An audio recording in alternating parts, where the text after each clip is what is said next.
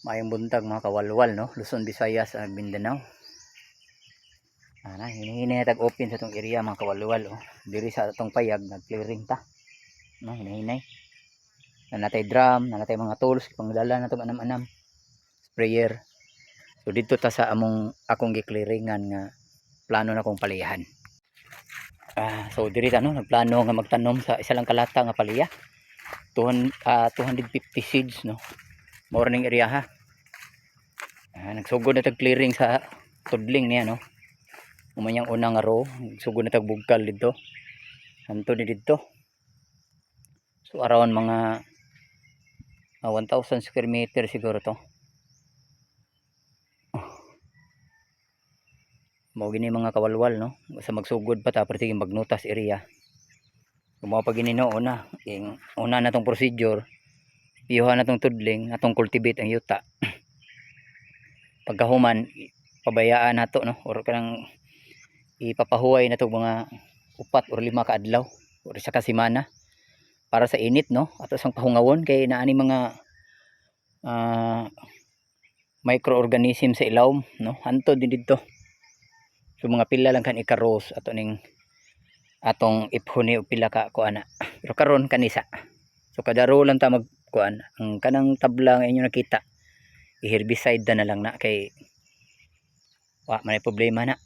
Kini lang di maayo og mag-herbicide ta sa atong row kay syempre naa na tong puhon og magkuan ta sa atong paliya wala dili siya kontaminado sa glyphosate no. So diri sa ta sa kanilang mga tabla may atong herbicide don. Karon na ta mag herbicide ani pero pag nakasugod na tag tanom og paliya o di na ta mo gamit og herbicide nga inana glyphosate. So atong gamiton glufosinate na pud ta, ammonium no. So katong mga contact herbicide kay medyo ang maigo lang gid ato. Pero atong gamiton ani liquid lang. So si liquid kuan siya 480 SL no. Mao ni basta bag-o pang open ang area. Inani pa gini ang hitabo. Mao na to no. Inani ka risko ato ang mag open tag bag-ong area kay daghan ba tag secured no. Aside sa perimeter di pa na mao na patay issue sa yuta, tan-awon pa taning yuta og okay ba gid ni.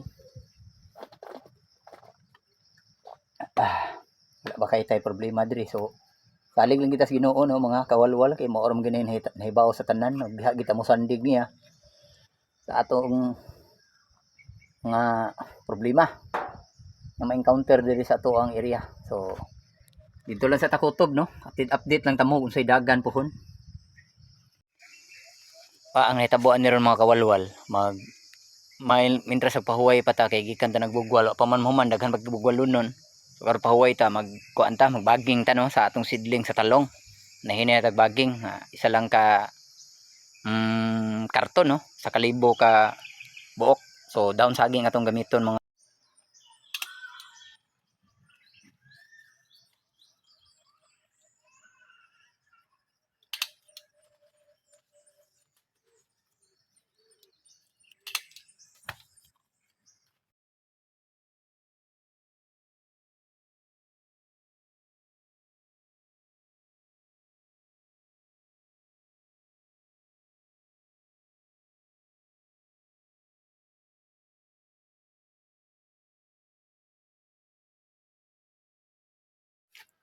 pailon tani kay isa-isa tani og luyong no. Mo ni atong pamaagi no kinaraan atong paagi sa atong magpalit og seedling tree kay naatay seedling tree da pero gamay ra. So, kani ang pinaka the best kay pagka kuan aning ang dahon pwede nimo i-apil og tanom ang dahon kay malaya ra man ni organic man gyapon. Lamang lang itong seedling tree kay mapatong ta to. Ang problema budget ba. Igo-igo ra atong gilibre ang atong plastic mulch. So ato ang talong ron kaluoy sa Ginoo makasilupin na kita. Medyo di na gid kay ta mabunog sa atong pagtalong kay di na gid para atong mga nangaging tuig ang gidirect lang nato sa yuta no. So mo to herbicide ta pero karon naa na tay plastic mulch. So siguro na ay mga mubagnot man gani ang tabla na lang, pero ang iyahang bed mismo wa na tay issue diha.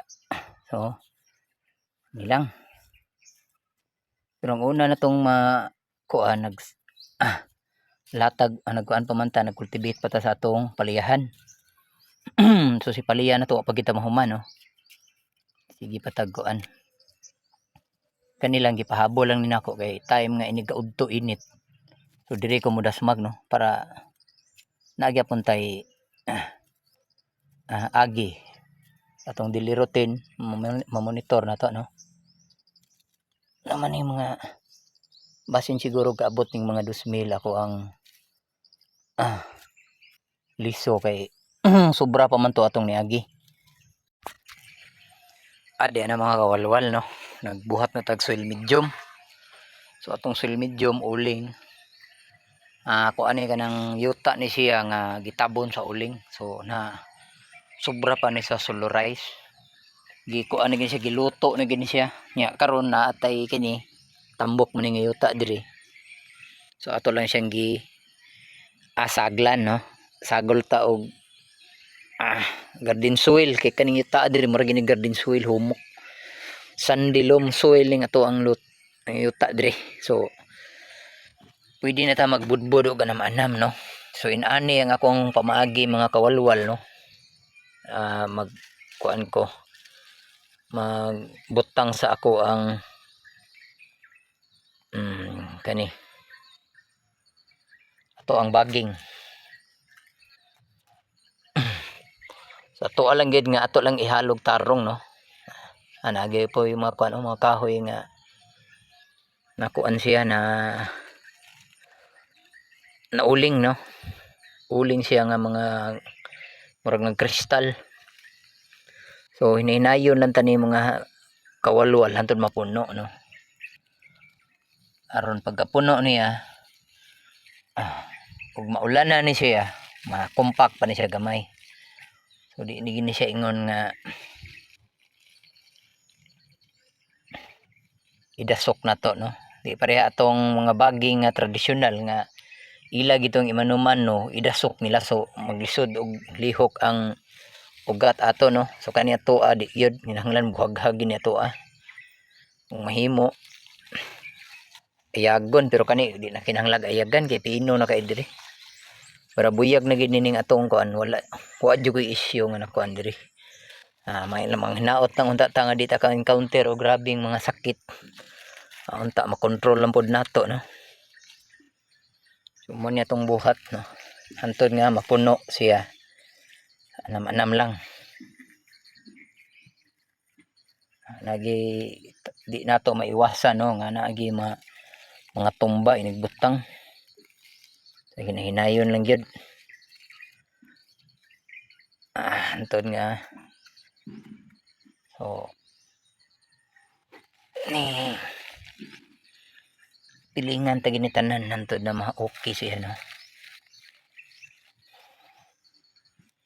So importante kini mga kawalwal nga ang inyong soil medium no giagig solarize no, pero kanya to sobra pa sa akong gikaingon loto ni kay dati ni giuling mo ni gitabon sa uling nga yuta nya naluto siya mo nang bless kita diri sa tong area kinaagi mga tao diri nga naguling, so makakuha ta og mga waste nila no, mapakinabangan nato sa to ang kuan, magamit na to ini kita na mag labaw na ni ini na mag sidling ta no. So human aning prosedyura ato ning isprehan og dili pa karon kay ato sa ni tambay no, tambay sa tani siya pila ka adlaw then isprehan ta ning insecticide.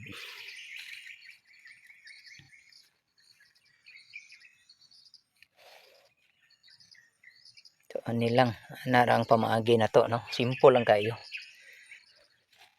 man nato ni totally ingon nga ma-perfect, pero at least share lang gud sa ato ang kuan kaalam no.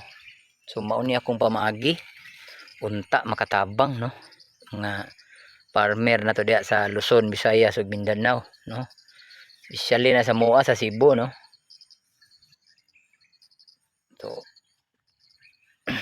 Ani. Mana mo nang gitanihan tud mapuno.